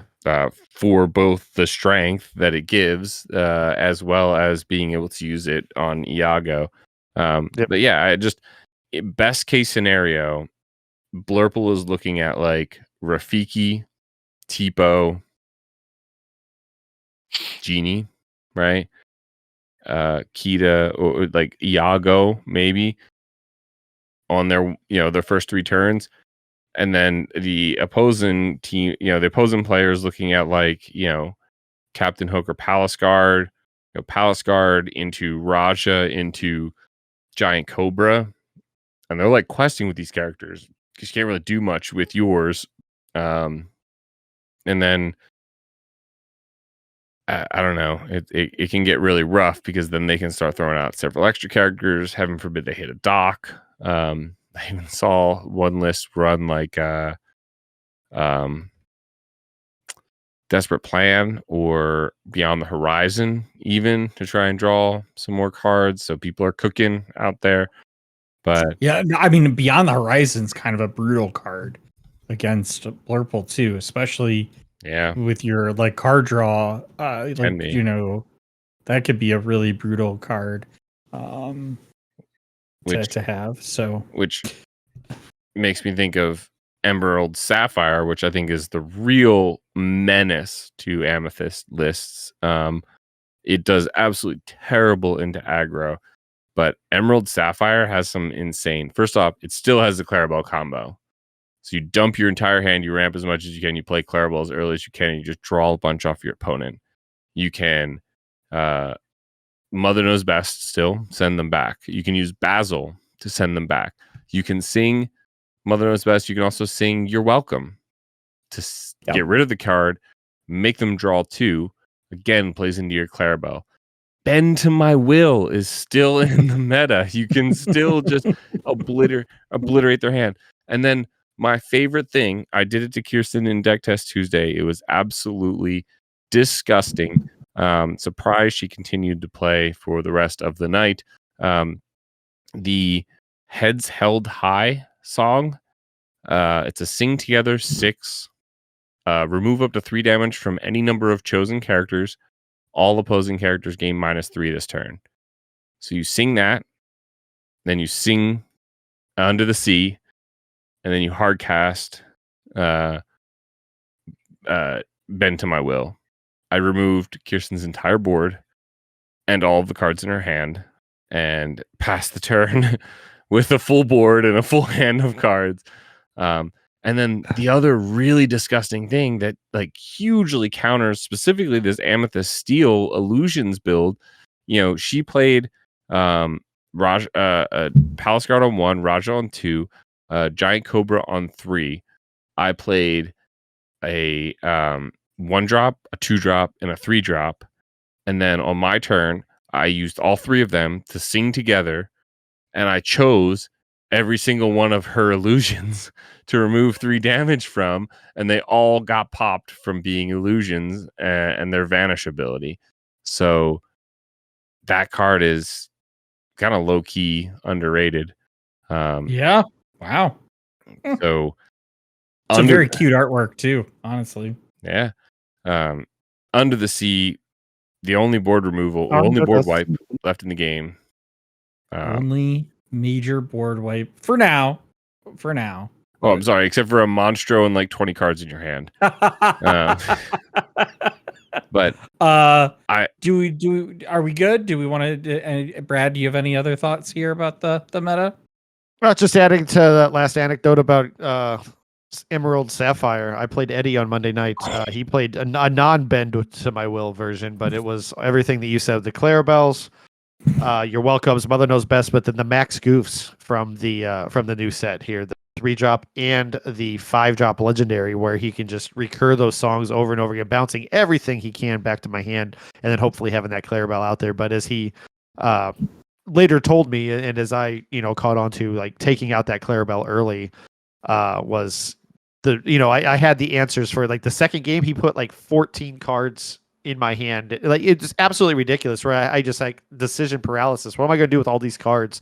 And it'd be a shame if you just bend my will right now. He's also running Ink Geyser to just reset the game, so he doesn't care what he puts in his inkwell. He's just going to likely most of it back. But it was an absolute menace. I got him on the first game. He got me not decisively, but he took full control when he put everything back in my hand, and then drew like 14 cards himself. But then Blurple got it done on the third game, where I was just able to draw into what I need to keep him at bay. But I can see when that deck is finally tuned, it's going to be a problem, for sure. Like Andy said with the I don't know if he had Heads Held High, but he definitely had Under the Sea and all those other tools and Mother Knows Best that just kept getting recycled. And I'm having PTSD now just thinking about it. But it's definitely a deck to look out for. It is a fine balance. He ran like the more shift oriented package, which I think Yokai was interesting. I think he also had the Baymax as well. Did he have Shift Baymax? Universal Shift Baymax? I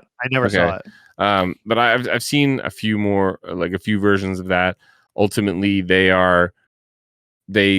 try and close out the game a little earlier, right? Like that turn where you just shove everything into your hand, and then I draw a ton of cards, and I'm able to play more of those cards in a more efficient fashion than you. Yeah.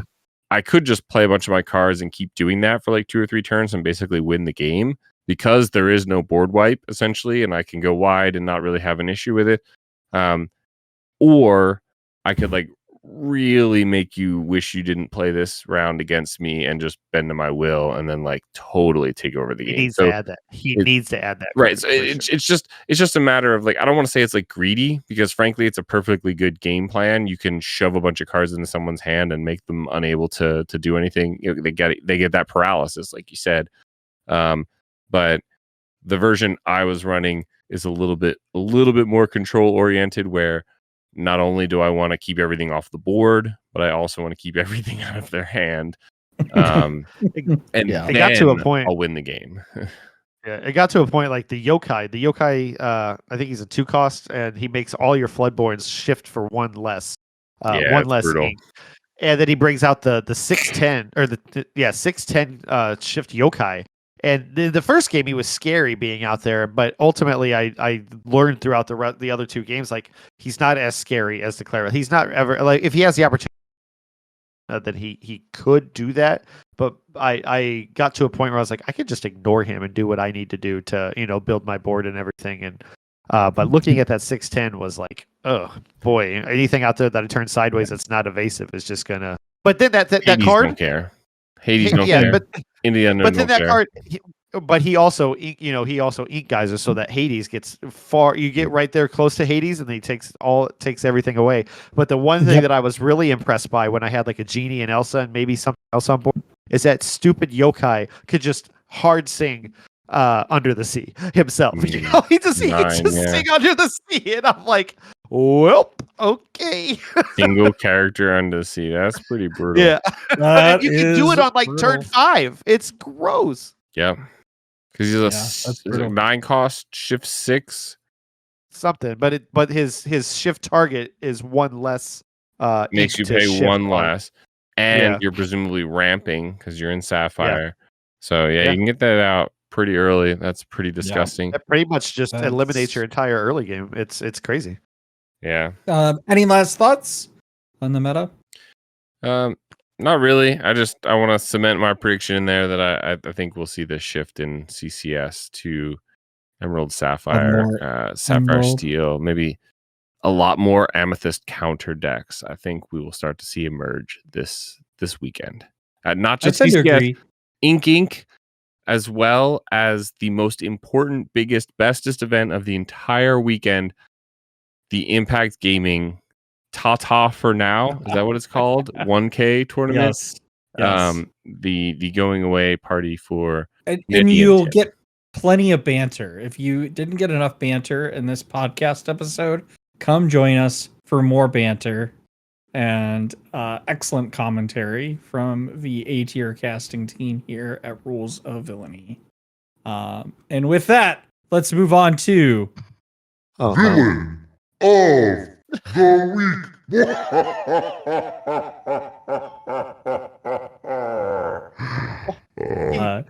take How it do you away. do Mr. that? Mayor. For somebody so cute. Apologies to Gantu. From the current set Fabled, we have Dumbo, ninth wonder of the universe. He is not an item in Sapphire. He is a storyborn hero in Amethyst. 4 cost inkable, 3 strength, 3 willpower, quest for 1. Storyborn hero, which I already, and legendary, the card that everybody is chasing right now. Andy is holding up a Sergeant Tibbs with a better drawn Dumbo than my proxies that I'm not going to pull out for you tonight. But this card is evasive. His first ability is Breaking Records. Exert and pay 1 ink to draw a card and gain 1 lore. You are making me Ron Burke. And his second ability is Making History. Your other characters with evasive gain the same ability, the Breaking Records ability, exert and pay 1 ink to draw a card and gain 1 lore. Art by Mariana Moreno. Quick question.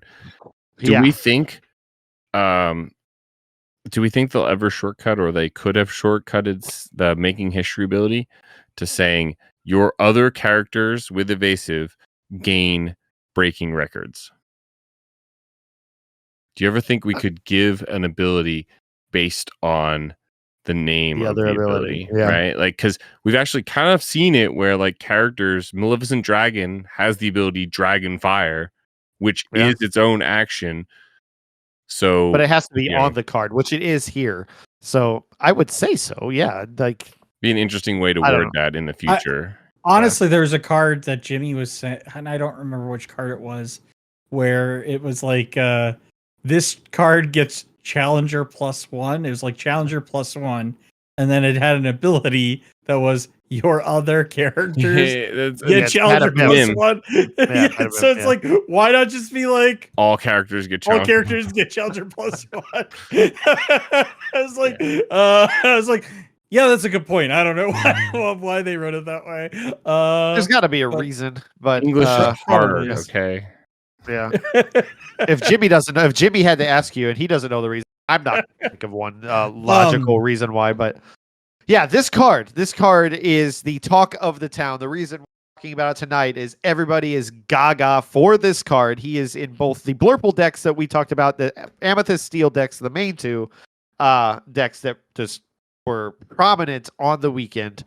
And the evasive decks are kind of a problem if you can get the whole package out there, because he makes everybody just draw more cards. We don't have friends anymore, as we talked about, but if you got a couple evasives and Dumbo on board, you just turn those sideways. Not only are you drawing cards, you're gaining lore too. It is pretty insane, but we've seen people be successful without him. Kendall, No I'm Not, was number 4 on that list that we just talked about today, just a little bit ago, without Dumbo in this. And so there's an argument for both sides. I want to hear what you guys think before. Do you know where I like this card, Brad?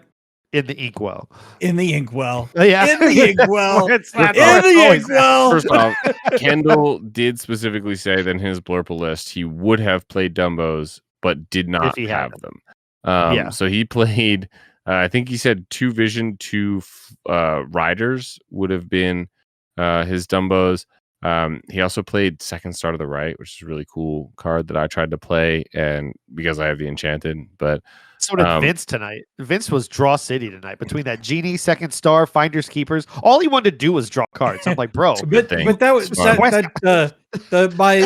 the Second Star was in my Ruby Amethyst deck. oh, you're right. I'm Yeah. sorry. Yeah, not in More more cards, Blurple better deck. player. That's all I'm saying. But I Tonight. Dumbo, I kind of with Vince, like it gets inked so much. It has this like aura of like amazingness to it that it could have. Like I remember a couple sets ago, or even last set, where Ruby Amethyst played a lot of just like the Ruby Amethyst evasives list, right? You're playing Vanellope or Pegasus on 2. You're just flooding the board with evasive after evasive after evasive after evasive. Things like, and then you get value off your Pan Shadow Finder, and obviously that's not in the meta anymore and stuff. But this Dumbo gives like this huge value to any one lore evasive character, which usually means if it only has one lore, its value is in other stats, which make it even better. Like a 3/1 evasive on turn 2, it can now challenge into something and get good value out of that, or it trades well with things that swing into it. But you just pay 1, draw a card, gain a lore. Like that is such a good ability. I think Brad said, thank Gantu that they put the pay 1 part on it, and it wasn't just draw a card, tap, draw a card, gain a lore, or else we could have had some Monstro Pan Shadow Shadow shenanigans. I didn't even think that far into it. You're the one that brought up the monster. I was like, God, in Ruby Amethyst, if they didn't have pay 1, they just play him on 4, then they play LeFou or like G as well. And you're just doing all kinds of stuff with LeFou, readying up and then exerting again, and all these readying your character abilities, which you can still do, but you got to have the ink to do it now. But no, you. I mean, I think it was definitely needed for balancing. This card would be broken if it was a free ability like that. Like, didn't cost anything. My thing is like, and again, it's like, I'm not by any means the best player of Lorcana. And you could say that again. Clip it now.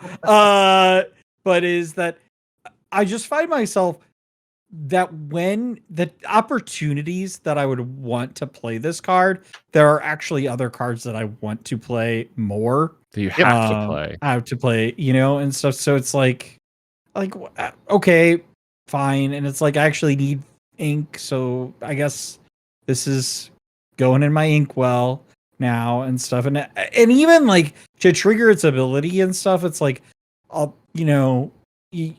you're right. Like you only want to use cards that are, have one lore on them. Doing this on Genie sucks. Yes, exactly. Doing this on a Genie, it sucks. I guess it doesn't suck, not good, but it's like not great. Yeah, I don't like it. Yeah, not great. And so I just find myself not loving this card, and I also kind of feel like it forces you in some respects to like really get the ability off just to play like less optimal evasive cards in your deck.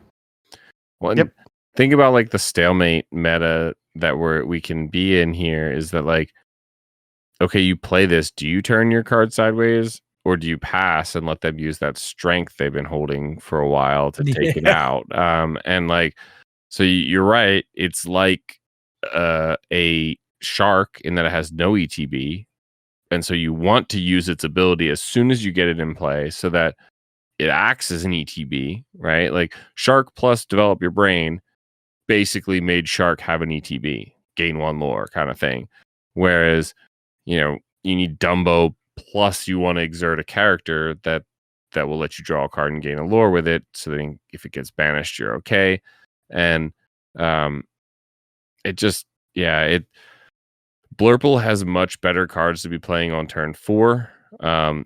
Blurple's biggest problem, in my opinion, is that it doesn't get the luxury of being able, like, it skips to 4, and generally Blurple's kind of like, ooh, look, I played this much nicer card on my turn 3. This genie that gains 2 lore and draws a card and is evasive.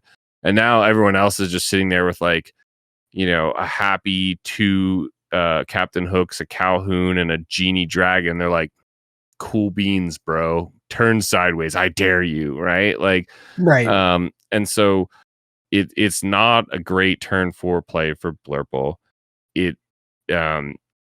Amethyst Steel kind of tops out at 4 or 5, right? So it's not a great, like, top end play. In Amethyst Steel, you're not going to have the ink really too. Like, Blurple, I think this is best in Blurple the very, like, way later in the game. Turn 8, 9, 10 lore or 10 ink. When you got a ton of ink and you got a big board and you can play this down and do the ability like 5 times, now we're talking, right? But that doesn't really happen with Amethyst Steel. That's a much lower to the ground, more curve-based deck that tops out around 4 or 5. So it's really awkward in that one. Yeah. The only deck I've actually found that I think, and I haven't been able to do it, so I can't say whether or not it'd be good or not, but is a deck where I think this card is actually pretty decent. But I also don't know. I don't think the deck is very good in the overall meta at the moment. Is Moyan's, like, evasive Ruby Amethyst deck that he built. Ruby Amethyst evasives, yeah. Yeah, because you have a lot of lower to ground evasives that Pegasus, are like, Penelope. like Pegasus, like, these 3/1 kind of characters where it's like you don't really mind doing the ability to turn them sideways with the Dumbo, because, like, oh, so what? They're going to trade into their. You're going to get better value with them trading into their evasives if they have the evasive to answer. Yeah, Moana, and you're is another yeah, good and one. so and you're already getting the 1 lore for it. So I think, like, can see, like, in theory wise, I think that actually works a little bit better. But I just think at Blurple, like, we've talked about this earlier in the kind of meta section, is like there are times that you just kind of want to go faster, and, like, this slows you down because you're not questing, you're now draw. And I think there are more efficient ways to draw cards. Draw cards, yeah, but I'd much rather just quest with a character or challenge with the character to take off than I think to try to use the Lord. If you have the option of questing, a 1 quester evasive, you absolutely always turn it sideways and take the card and lore from it, right? Because it's just you get the I would say. Sure. I mean, I think it depends on your opponent's board state. Sure. But I think Brad's saying if you're free to quest with that character anyway, you're always going to want absolutely. Okay, you made it sound like you'd rather quest than do the Dumbo ability on it. I'm like, why? You get a card from doing the Dumbo ability, but I guess you have to have the ink too, so that there is a cost to it. Yeah. I think Vince is basically just saying that, like, I don't need the Dumbo ability to just turn my character sideways in quest. Like, if I have that free quest with an evasives, I can just do that. Getting the card off of it is definitely really nice, but is it worth necessarily the trouble of the Dumbo? Because that's really what you're paying for. Is you're paying for the card draw. Yep. You're not paying for the lore. Yeah. You're just getting the lore, right? Like, you're not losing that. You're just getting the you're going even on lore. You're paying 1 ink for another card, and, like, at a certain point, like, the thing I'll say this, like, it very much depends, I think, on your hand too, and, like, what you draw and stuff. But I just think there are more efficient card draw options in Blurple that exist today that I would rather use than try to rely on this. This feels very unreliable as an option. As for card draw, I have inked it more than I have played it, for sure. And when I have played it, I've probably used his ability 1 time. Yeah, and I think I mentioned this before when we were talking about it in the Discord. Imagine like turn 5, you have 5 ink, right? You're gonna play Dumbo, pay 1 and exert your Iago to draw 1 card, gain 1 lore, or would you rather just pay 5 and draw 3 cards from Finders Keepers, right? Like, right. Exactly. It kind of Well, just if that's the choice of, I don't know. right. And I mean, there's a whole bunch of board situations. You gotta go you gotta through, have whatever. both. Yeah, you gotta have both Right. of those in your hand. And And I feel like I would establish the Dumbo, and then I would probably do the Finders Keepers next turn, right? Right, but as soon as you establish the Dumbo, you're now exerting your Iago, which potentially, or whatever character it is, which potentially leaves them vulnerable to all of the other characters that your opponent has built up. Because again, you haven't really done anything to answer any of them, so you're just in this stalemate. And the Dumbo is a huge target. It's like, well, I don't know. The stalemateness of the meta now is really because it's like who moves first, and like at what point do you move so that because you start looking at these boards and you're like, okay, so if I quest with this character, what can they do? Yep. You know, that's in their current board state. You know, because basically what folks are doing now is they're waiting to turn their character sideways, until they no longer care that a character can be at risk, or B, they know that they have an option to make more favorable trades than you as the opposing player. And so this is why, like, why I don't like Dumbo is because it kind of like, in order to get its ETB, it's like, I may not want to do its effect at the moment that I need to do its effect. And if I play it and I don't use it, that is the number one target that's coming off my board from an opponent, you know, especially if they're playing any type of like steal removal. Smash. And if you play Dumbo and are forced, right? So if you play Dumbo and exert a bunch of your characters to draw, let's say like 3 cards, not only are you leaving yourself vulnerable to that, you know, crackback from your opponent after the stalemate is now broken, right? You made the first move, but you know, you also like, you paid so much for that, right? That same turn, if you play Finders Keepers, your opponent gets 1 more character on the board instead of you because you played your Finders Keepers. But now next turn, you have 3 new potential options to put on the board. So like playing something like a Finders Keepers, taking a turn off to play that, or even like the setup of like a genie and then throwing away the genie, basically giving away one of your characters for it. That, you know, that only sets you back essentially 1 turn in the like, I play character, you play character, I play you character. Our boards are building very evenly here and staring at each other in a face off.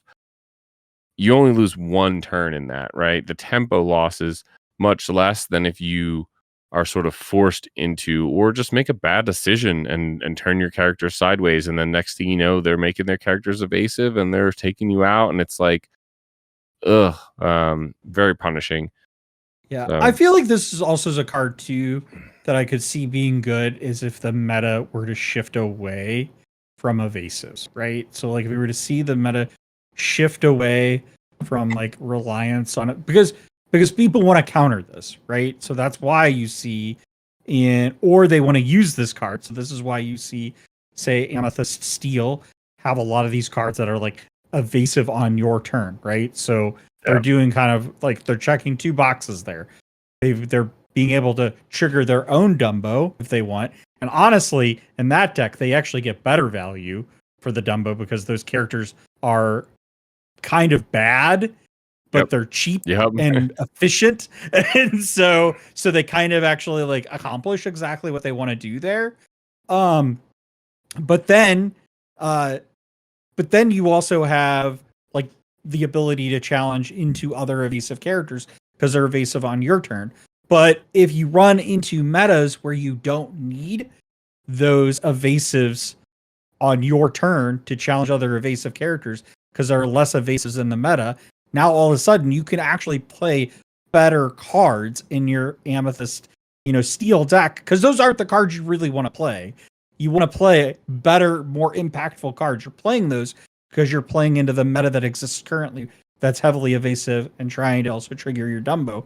And so if we move away from that, I could see like, you sticking a Dumbo back into your deck and all of a sudden like now it's harder to deal with, right? Like as the meta shifts and stuff, I could see that working. But I just think like people know that the thing with cards that are like super high impact, and we've seen that, whether it be with the, I'm Beautiful Baby, Tamatoa, or the Maui Half Shark, is that, they become key targets. They're like, okay, that card, I absolutely need to remove the moment it hits the board.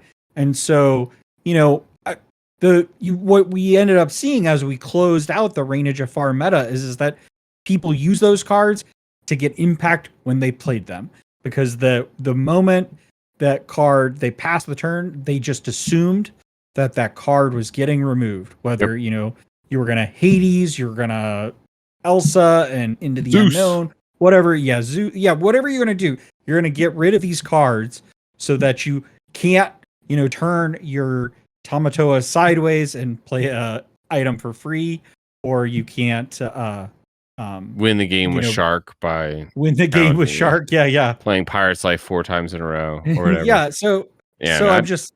think like Stop it. so I think it is the hotness now, but the hot take is I also think this card is markedly worse than those other hot cards, right? Yeah. Like, I really feel like, that Maui Half Shark was a card you kind of had to have. It's a pretty good card. It's a pretty good card. The Dumbo ability is not bad either. I don't want to totally dumpster on it or whatever, but I do kind of agree with you, Vince, that it is very heavily targeted. I saw recently like someone made like a target matrix. It's like in colors like this, and it showed all of the different combinations of things that can take out Dumbo, right? So people are already 1 week in doing the math and creating like these massive lists of like Dumbo counters. And what do they say, right? Heavy is the crown, right? If you're going to be this new hotness, like everyone's going to come after you. And frankly, the biggest thing for me is that I don't think it's worth it, right? Like I don't think you get the value out. Like we'll maybe talk about it in another villain of the week in the future, depending on the performances or whatever. But another hot card like Scar, that card explodes. Like that survives a turn, and you could be drawing 20 cards, which is just insane number of cards that we've never seen drawn before. Dumbo just doesn't have that big of a return for you. He's got big ears. Yeah, he does have big ears. Should we talk a little bit about the artist here? Yes. Yeah, Mariana Moreno has 35 cards in the game. 34. It's 35. Brad counted it. It's 35. You, if you were doing it by Dreamborn, you didn't do both of credits. She has a second credit for sign the scroll. Oh, got him. But the most important one is the television set. Andy's favorite card. Let's go. Is on there. But no, going through the list here. Rhea was a big card. I really liked her in my Ruby Fasa. The epic Mickey that Andy is holding up for you now, Prince Charming in set 4, that never really got his due. Set 4, set 2. He's a 4-drop. His one Enchanted is Mickey Mouse, Michael Mouse here. The one that I have pulled for is let's go. So Mikey. Yeah. Fortisphere. I don't think that was a villain of the week. Doc definitely was a villain of the week. So we do have a of the week. Repeat. But OTW artist, huh? Repeater. Let's go. And he that's didn't it. Did he? If he did Pete as the artist, I'm mad. No. Sorry. She does have Pete the free was it freebooter? Freebooter pirate Pete. But that's the only one. Let's see. All right. On another note, I'm glad Pete's out of the meta. I mean, he exists, but what are you stopping with him? What? No, he's no good. He's no good. He's gone. Get out of here, Yeah. Pete. You're too stinky for this meta. Yeah. Not enough actions at the moment that are impactful. to Action stop. is coming. Let There us is no know actions. let us know your thoughts on Villain of the Week. We hope you've enjoyed this episode. If you're joining us on audio, please rate and review us on Apple Podcasts, Spotify, or wherever you listen. And if you're joining us on YouTube, which if you're not, you really should, be sure to give us a like, subscribe, ring the bell to be notified of all of our future content, including this Saturday, tomorrow's. Brad's got his Dumbo proxies up there, his custom Dumbo art. Yeah, I will sign all for of our listeners. awesome content, weekly meta report from the mayor, our weekly podcast, which you're listening to right now. We got Deck Test Tuesday on Tuesdays. We've got a live stream tomorrow or right now. If you're listening to it right now, stop what you're doing. You mowing your lawn right now, listening to this, you forgot That's that you, we're Josh. live streaming. Yes, you forgot we're live streaming right now from Impact Gaming. You should check us out. Just wait a few minutes. This episode's about to end if you're at this point. No, pause it and come back. Yeah. So thank you. Yeah, we understand your time is valuable, so we appreciate we appreciate you spending a little bit of it with us. It's almost midnight, folks. If you would like to follow along as we plot our devious plans, consider following us on our socials. We're on Instagram and the platform formerly known as Twitter at Rules of Villainy. We also have a growing community on Discord, which you can join with the link in the description. A little time. I feel like this episode is a lot of time. And TikTok. But until next week, stay And safe, TikTok. fellow villains. Be wary of wannabe heroes who want to disrupt your villainous plans. And as always, remember the rules of villainy.